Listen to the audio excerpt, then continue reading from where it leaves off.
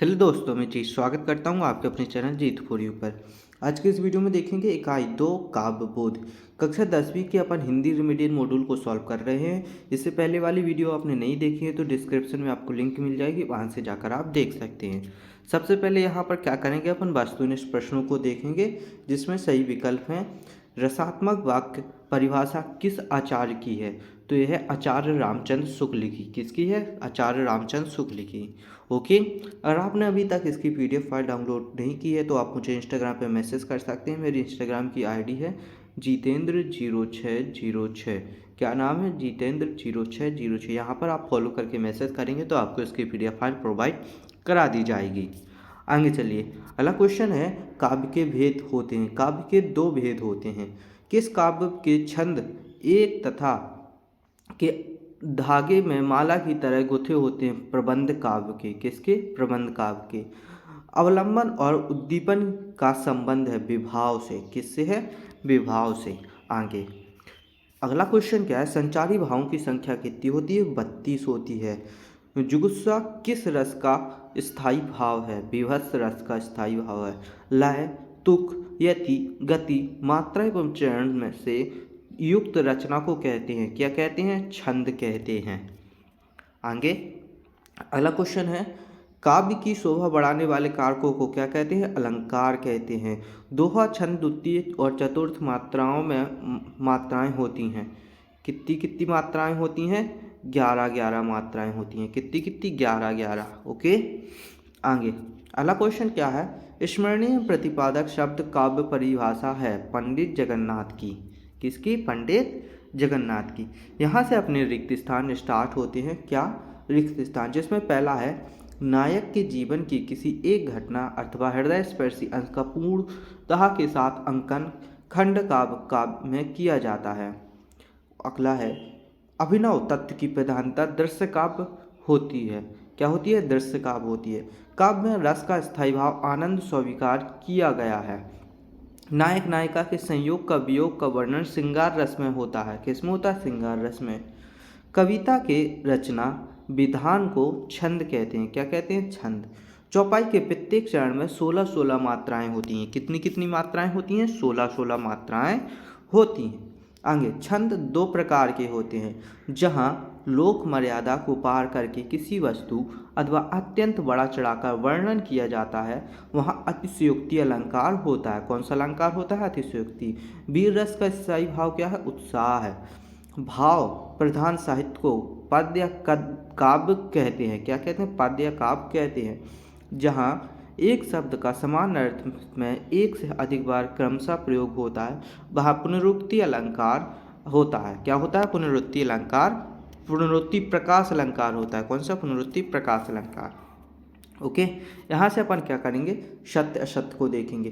पहला है रामचरितमानस महाकाव्य है, ये सत्य हो जाएगा। दृश्य काव्य में अभिनव प्रधान तत्व है, ये भी सत्य हो जाएगा। मात्रिक छंद में मात्राओं की गिनती निश्चित होती है, नहीं, यह सत्य है। वर्णिक छंद में गण का बहुत महत्व है, ये सत्य हो जाएगा। रस के 7 अंग होते हैं, यह सत्य है। जहाँ अलौकिक आश्चर्य का भाव उत्पन्न हो वहाँ विवश रस होता है, यह भी सत्य है। अनुयुक्ति अलंकार में लोक सीमा को पार करके बड़ा चढ़ाकर वर्णन किया जाता है, भी ये सत्य है। वन ठन के आगे काले मेघ पुनरुक्ति प्रकाश अलंकार का उदाहरण है, ये भी असत्य है। आगे चलिए, यहाँ से अपनी सही जोड़ियाँ स्टार्ट होती हैं, जिसमें पहली सही जोड़ियाँ हैं कामयानी। इसका पहला क्या हो जाएगा? महाकाव्य। दोहा का क्या हो जाएगा? छंद। और सुदामा चरित का क्या हो जाएगा? खंड काव्य। नाटक का क्या हो जाएगा? दृश्य काव्य। शांत रस का क्या हो जाएगा? निर्वेद। ओके। आगे अगले पार्ट दिए गए हैं।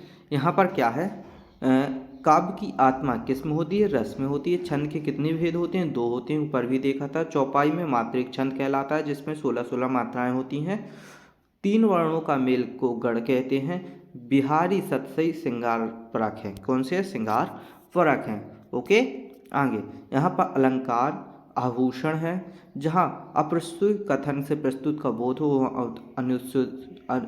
अनुयुक्ति अलंकार होता है। प्रकृति में मानवीय क्रियाओं का आरोपण मानवीयकरण कहलाता है। लोक मर्यादा की सीमा लांघकर वर्णन ये अतिशयोक्ति अलंकार कहलाता है। ठीक है ना, जहाँ एक ही शब्द 2 बार आए और उसका अर्थ भी ना बदले तो उसे पुनरुक्ति अलंकार कहते हैं। क्या कहते हैं? पुनरुक्ति अलंकार कहते हैं। आगे यहाँ से अपने क्या है, एक वाक्य में उत्तर स्टार्ट होते हैं, जिसमें पहला है किस काव्य में पूर्वापद संबंध होता है? मुक्तक काव्य में पूर्वापर संबंध नहीं होता। ठीक है ना। आगे क्वेश्चन नंबर 2 क्या है अपना, रामचरितमानस का प्रमुख छंद कौन सा है? रामचरितमानस का प्रमुख छंद चौपाई है। कौन सा है? चौपाई।